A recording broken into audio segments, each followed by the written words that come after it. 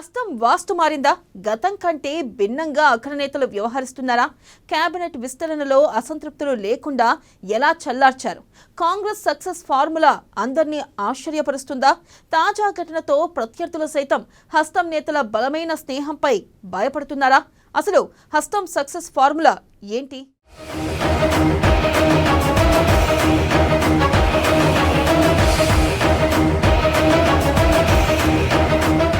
గతం కంటే భిన్నంగా కేబినెట్ విస్తరణ, అసంతృప్తి లేకుండా కేబినెట్ విస్తరణ, ప్రేమ్ సాగర్ రావుకి నచ్చజెప్పిన హస్తం పెద్దలు, ఎమ్మెల్యే పదవి గొప్పదని చెప్పిన రాజ్ గోపాల్ రెడ్డి, రంగారెడ్డిని బుజ్జగించిన భట్టి మహేష్ కుమార్ గౌడ్, అసంతృప్తులు బుజ్జగించడంలో అధిష్టానం సక్సెస్.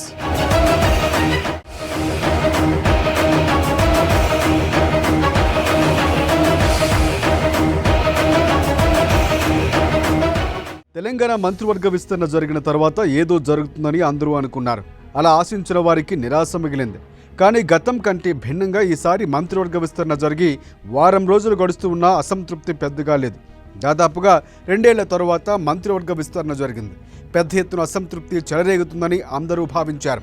మంత్రి పదవులు కోరుకునే వారి సంఖ్య ఎక్కువగా ఉండడంతో పాటు ఇంకా 6 మంత్రి పదవులు భర్తీ చేయాల్సి ఉండడంతో అందరూ ఆశలు పెంచుకున్నారు. సామాజిక కోణంలోనూ ప్రాంతాల వారీగా, జిల్లాల వారీగా తమకు అవకాశం లభిస్తుందని చాలామంది అనుకున్నారు.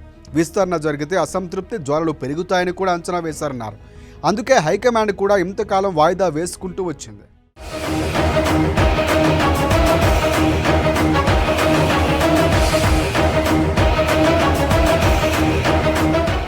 అయితే హైకమాండ్ తెలివిగా 3 పోస్టులు మాత్రమే భర్తీ చేసింది. అది 2 సామాజిక వర్గాలకు చెందిన వారికి మాత్రమే ఎంపిక చేసింది. ఎస్సీ మాల సామాజిక వర్గం నుంచి గడ్డం వివేక వెంకటస్వామికి ఎంపిక చేసింది. ఆయనతో పాటుగా అదే జిల్లాకు చెందిన సీనియర్ నేత ప్రేమ్ సాగర్ రావు తనకు మంత్రి పదవి ఇవ్వాలని కోరుకున్నప్పటికీ ఆయనకు లభించలేదు. కానీ ప్రేమ్ సాగర్ రావును తరువాత కాంగ్రెస్ పార్టీ అగ్రనేతలు మాట్లాడి ఆయనకు నచ్చజెప్పారు. తన నియోజకవర్గానికి తానే రాజు, తానే మంత్రి అని చెప్పి కార్యకర్తలకు సర్ది చెప్పారు. దీంతో తాను పార్టీ నిర్ణయానికి కట్టుబడి ఉన్నానని కూడా ప్రకటించారు. హైకమాండ్ నిర్ణయాన్ని శిరసావహిస్తామని కూడా ప్రేమ్ సాగర్ రావు ప్రకటించి ప్రత్యర్థుల ఆశలపై ఆయన నీళ్లు చల్లారు. దీంతో ఆదిలాబాద్ జిల్లాలో అసంతృప్తి లేనట్లే అనుకోవాలి.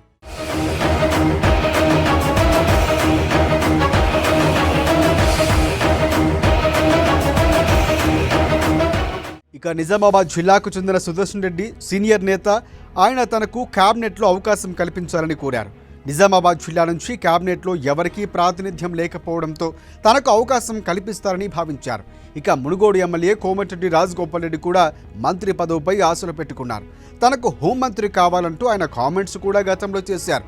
జానారెడ్డి తన మంత్రి పదవికి అడ్డుపడ్డారని కూడా గతంలో మాట్లాడిన కోమటిరెడ్డి రాజ్ గోపాల్ రెడ్డి ఈ విస్తరణ తర్వాత మంత్రి పదవి శాశ్వతం కాదని, ఎమ్మెల్యే అంతకు మించిందని కూడా అన్నారు.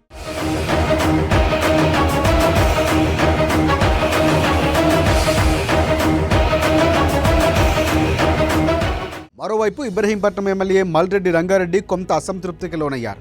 రంగంలోకి దిగిన Mallu Bhatti Vikramarka, PCC chief Mahesh Kumar Goud, Congress party వ్యవహారాల ఇన్ఛార్జ్ మీనాక్షి నటరాజన్ మాట్లాడటంతో ఆయన కూడా సెట్ అయ్యారు. ఇక కాంగ్రెస్లో అసంతృప్తి పెరుగుతుందని ఆశించిన వారికి ఆశాభంగమే మిగిలిందని చెప్పాలి. స్థానిక సంస్థల ఎన్నికల తర్వాత మిగిలిన 3 పోస్టులు భర్తీ చేస్తామని చెప్పడంతో వెయిట్ చేయడానికి నేతలు సిద్ధమయ్యారు తప్ప గీత దాటాలని ఎవరూ కూడా అనుకోవడం లేదు.